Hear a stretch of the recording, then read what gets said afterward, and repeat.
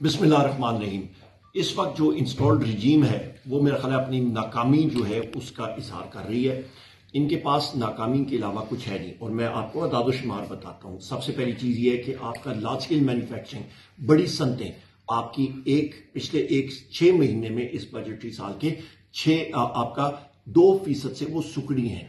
अफराद ज़र आपकी बढ़ रही है। आप कहीं पे भी चले जाएं, इन अकल के अंधों को ये नहीं पता कि कैलकुलेशंस कैसी होती हैं। आप किसी भी शख्स से पूछें कि अफराद ज़र महंगाई बढ़ी है या कम हुई है और आपको एक ही जवाब आएगा कि बढ़ी है।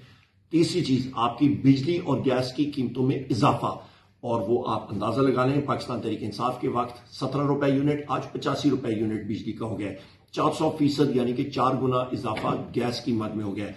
आटा, चीनी, दालें, किराए, हर चीज में इजाफा। अफराद आपकी जो लोग हैं पाकिस्तान के वो मुल्क छोड़ के जा रहे हैं। 20 लाख नौजवान ने पाकिस्तान छोड़ा है और फी का तकरीबन उन्होंने 40 लाख रुपए खर्च किए हैं मुल्क छोड़ने के। ये बन जाता है तकरीबन 27-28 अरब डॉलर।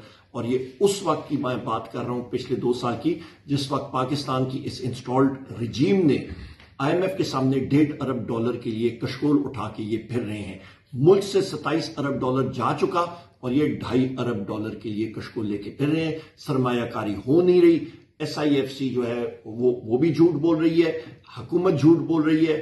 कोई किसी किस्म की किसी सेक्टर में कोई सनतकारी या कोई चीज सरमायाकारी नहीं हो रही। बलूचिस्तान में हालात तशवीशनाक हैं।